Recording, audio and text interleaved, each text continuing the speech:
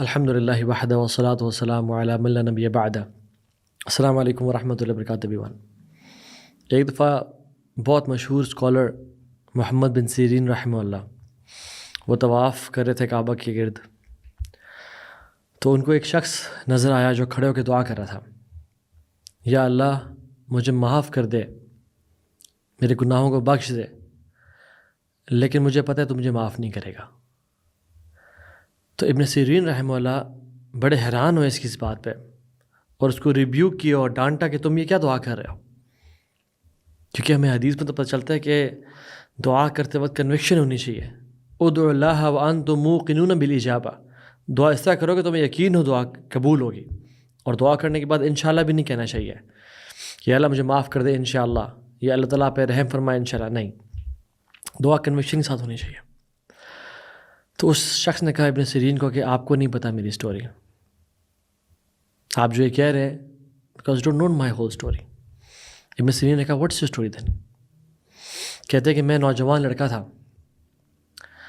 جب عثمان بن عفان زندہ تھے، اور مجھے عثمان بن عفان کے بارے میں بہت ساری باتیں پتہ چلیں کہ یہ اپنے رشتہ داروں کو اپوائنٹ کر رہے ہیں اور ان کے یہ فلاں فلاں معاملات ہیں۔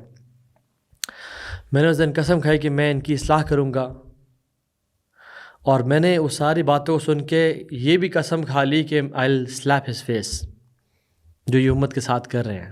دا گریٹ عثمان بن عفان رضی اللہ عنہ۔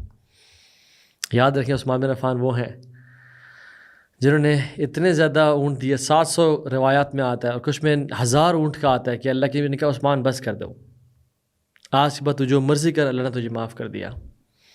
مسلمانوں کو جب پانی میسر نہیں تھا، کنواں خریدنے والے عثمان بن عفان تھے۔ اللہ کے نبی کے داماد، اور ایک دفعہ نہیں 2 دفعہ 2 بیٹیوں سے نکاح کیا، پہلے رقیہ سے رضی اللہ عنہ جب ان کی وفات ہو گئی یوم البدر پہ، اس کے بعد اللہ کے نبی نے اپنی دوسری بیٹی بھی عثمان بن عفان کو دے دی، اور کہا عثمان میری اگر 100 بیٹیاں بھی ہوتی اور باری باری وہ مرتی جاتی میں تجھے دیتا۔ کبھی ہسٹری میں ایسا نہیں ہوا کہ ایک نبی کی 2 بیٹیاں کسی ایک شخص کے پاس ہوں۔ اللہ استحی من رجل تستحی من الملائکہ، رسول اللہ نے کہا صلی اللہ علیہ وسلم کہ میں اس بندے سے حیا نہ کروں جسے ملائکہ حیا کرتے ہیں۔ عثمان بن عفان جنہوں نے مسجد نبی کے زمین کا ایک حصہ مسلمانوں کو خرید کے دیا، اور اپنا سب کچھ نشاور کر دیا، اور عشر مبشرہ جو 10 پرومسڈ جنہ تھے صحابہ کے، ان میں سے 4تھے نمبر پہ عثمان بن عفان تھے۔ لیکن this young man wanted to correct Usman bin Affan, because اس کو لگا کہ Usman bin Affan is cutting corners, وہ شریعت کی باتوں پہ عمل نہیں کر رہے۔ یہاں میں پاز کرتا ہوں اور ایک اور واقعہ بتاتا ہوں آپ کو۔ ایک شخص ایجپشن تھا جو کہ آیا مکہ میں طواف کرنے کے لیے، اور دیکھا ایک بزرگ انسان بیٹھا ہوا ہے، اور اسے کہا کہ یہ کون ہے؟ لوگوں نے کہا کہ عبداللہ ہے، عمر بن خطاب کے بیٹے عبداللہ بن عمر۔ تو انہوں نے اس ایجپشن بندے نے آ کے کہا عبداللہ بن عمر کیا آپ کو پتہ ہے کہ عثمان بن عفان احد سے پیٹ پھیر کے بھاگے تھے؟ عبداللہ بن عمر نے کہا جی۔ اس نے کہا کیا آپ کو پتہ ہے کہ بدر میں بھی عثمان بن عفان شریک نہیں ہوئے تھے؟ کیا سچی نیوز ہے؟ عبداللہ بن عمر نے کہا جی۔ انہوں نے کہا بیت رضوان جب سارے مومنین کٹھے تھے تو عثمان بن عفان میں شامل نہیں تھے، کیا یہ بات سچی ہے؟ انہوں نے کہا جی۔ تو اس نے کہا دیکھا لوگ جو باتیں کرتے ہیں وہ صحیح باتیں کر رہے ہیں۔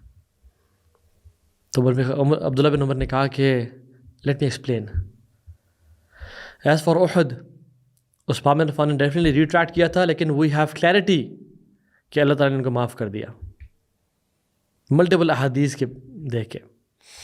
بدر میں وہ شریک نہیں ہوئے کیونکہ اللہ کے نبی کی بیٹی رقیہ وہ بیمار تھیں، اور رسول اللہ نے حکم دیا تھا عثمان تم رقیہ کا خیال رکھو، اور تمہیں بدر کے شرکاء کا اجر ملے گا، اور تمہیں اسپوائلز آف وار، تمہیں مال غنیمت بھی ملے گا، اور ملا۔ اور کہتے ہیں بیت رضوان کا جہاں تک معاملہ ہے کہ اللہ کے نبی نے جس شخص کو مکہ کے اندر بھیجا نیگوسیشنز کرنے کے لیے، وہ واز نن ادر دین عثمان بن عفان رضی اللہ عنہ، اور عثمان بن عفان سے کوئی اس ٹائم زیادہ کیپیبل اور آنریبل ہوتا قریش کی نظر میں تو وہ اللہ کے نبی اس کو بھیجتے صلی اللہ علیہ وسلم، لیکن he sent Usman bin Affan to Quraysh. اور عثمان بن عفان مسلمان ہونے کے باوجود وہ کفار کے اندر چلے گئے نیگوسیشن کے لیے، کیونکہ اللہ کے نبی کا حکم تھا صلی اللہ علیہ وسلم، کیونکہ قریش عثمان کی بہت رسپیکٹ کرتے تھے، اور کہتے تھے احبک ورحمن حب قریش لعثمان، میں تم سے اتنی محبت کرتا ہوں جیسا قریش عثمان سے کرتے ہیں۔ اور جب بیعت رضوان ہوئی تو اللہ کے نبی نے ہم سب کے اوپر اپنا ہاتھ رکھا اور پھر کہا یہ عثمان بن عفان کا ہاتھ ہے، اپنے ہاتھ کو کہا یہ عثمان بن عفان کا ہاتھ ہے، اور کہا کہ ان حقائق کو اپنے ساتھ لے کے چلے جاؤ کہ تم جو گمان کرے تھے، half truth is worse than a lie. Going back to the story, تو وہ شخص کہتا ہے ابن سیرین سے کہ آپ کو میری کہانی کا نہیں پتا. I wanted to fix Usman bin Affan and I took an oath by Allah کہ I'll slap him when I meet him. کہتا ہے جب میں پہنچا مدینہ تو میں اس ٹائم میں پہنچا کہ جب عثمان بن عفان کو ایک گروپ آف لوگوں نے قتل کر دیا تھا، یعنی شہید کر دیا تھا ایک طرح سے. اور کہتے ہیں جب میں اندر گیا تو میں لیٹ ہو چکا تھا اور عثمان بن عفان کی ڈیڈ باڈی پڑی ہوئی تھی اور ان کا فیس اور پوری باڈی کور تھی کفن میں، اور ان کی وائف نائلہ ان کے باڈی کے پاس بیٹھی ہوئی تھی and she was crying. اور ان کو شہید کر دیا گیا تھا. جن لوگوں نے ان کو مارا تھا تو حضرت نائلہ رضی اللہ عنہ نے ان کو بچانے کے لیے اپنے ہاتھ سامنے کیا تو ان کی کچھ انگلیاں بھی کٹ چکی تھیں.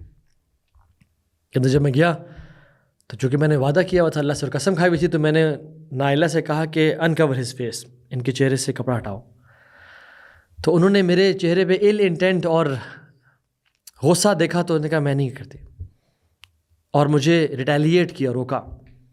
لیکن اپنے غصے میں کہ انہوں نے امت کے ساتھ کیا کیا، میں نے ان کے چہرے ان سے کپڑا ہٹایا and I slept his face. عثمان بن عفان کے چہرے کو میں نے سلیپ کیا. تو وہ خاتون تھی آؤٹ آف اینگر اینڈ ریج کہ میرے ہسبینڈ امیر المومنین کے چہرے کو اس نے سلیپ کیا، تو انہوں نے مجھے کہا کہ یا اللہ تو اس کی آنکھیں چھین لے اور اس کے ہاتھ کو پیرالائز کر دے اور کبھی اس کو معاف نہ کرنا. تو یہ بات کہتے کہتے ابن سیرین سے وہ کہتے ہیں اس نے کپڑا اٹھایا احرام کا اور کہا کہ میرے ہاتھ کو دیکھیں. ابن سیرین کہتے ہیں کہ اس کا ہاتھ ایسا ہو چکا تھا جیسے ایک سوکھی ہوئی لکڑی ہوتی ہے، شرنک ہو چکا تھا. اور ابن سیرین سے کہتا ہے کہ میری آنکھوں کو دیکھیں، اور اس کی آنکھیں بلائنڈ ہو چکی تھیں، ہی couldn't see anymore. کہتے ہیں عثمان بن عفان کی وائف کی جب پہلی 2 دعائیں قبول ہو گئیں، مجھے لگتا ہے ان کی تیسری دعا بھی قبول ہوگی. اس لیے میں کہہ رہا ہوں یا اللہ مجھے معاف کر دے، وَلَا أَظُنُّ أَنَّكَ تَفْعَلُ ذَلِكَ، اور مجھے معلوم ہے کہ تو مجھے معاف نہیں کرے گا. میرے بھائیوں اور بہنوں، some times in our desire to fix someone we ruin our hereafter. And this young man, this young lad، ایک بچہ نوجوان، یہ ایک عالم ربانی، ایک خلیفۃ المسلمین عثمان بن عفان رضی اللہ عنہ، ان کی اصلاح کرنا چاہتا تھا. But what he did، اس اصلاح کے چکر میں اس نے دنیا بھی تباہ کی اور آخر بھی تباہ کی. So شارٹ سے اسٹوری میں لیسن یہ ہے کہ some times what happens is youngsters، young lads، بچے immature، they want to fix some scholars. فلاں شیخ مکہ میں، فلاں شیخ they are corrupt، they are scholars for dollars، وہ ایسا کر رہے ہیں، وہ تو بک گئے ہیں. سبحان اللہ، اللہ المستعان. اللہ سے توبہ کریں. امام شافعی رحمہ اللہ کہتے ہیں کہ علم کے 4 سٹیجز ہیں. پہلی سٹیج، انسان کو لگتا ہے کہ مجھ سے زیادہ کوئی نہیں جانتا ہے اس کے بارے میں، اس سبجیکٹ کے بارے میں، کیونکہ اس نے کچھ پڑھ لیا ہوتا ہے اس کے بارے میں. دوسری سٹیج جب انسان پہنچتا ہے اس کو لگتا ہے کہ ہاں مجھے زیادہ پتہ ہے، لیکن کچھ ایسا نالج ہے بھی اس سبجیکٹ میٹر کے بارے میں جو مجھ سے چھوٹ گیا، جس کا مجھے ابھی تک نہیں پتہ. تھرڈ سٹیج، انسان کو لگتا ہے کہ مجھے تھوڑا پتہ ہے اس سبجیکٹ کے بارے میں، لیکن زیادہ ہے جو مجھے نہیں پتہ کیونکہ اتنا کچھ کھل رہا ہے میرے سامنے. اور فورتھ سٹیج از کہ انسان کہتا ہے میرے سے بڑا جاہل ہی کوئی نہیں ہے، مجھ سے زیادہ گناہ گار ہی کوئی نہیں ہے. And when he experiences the ocean of knowledge, تو اس کو پتہ چلتا ہے کہ آئی نو نتھنگ، میں کون ہوں اور میں کیا ہوں.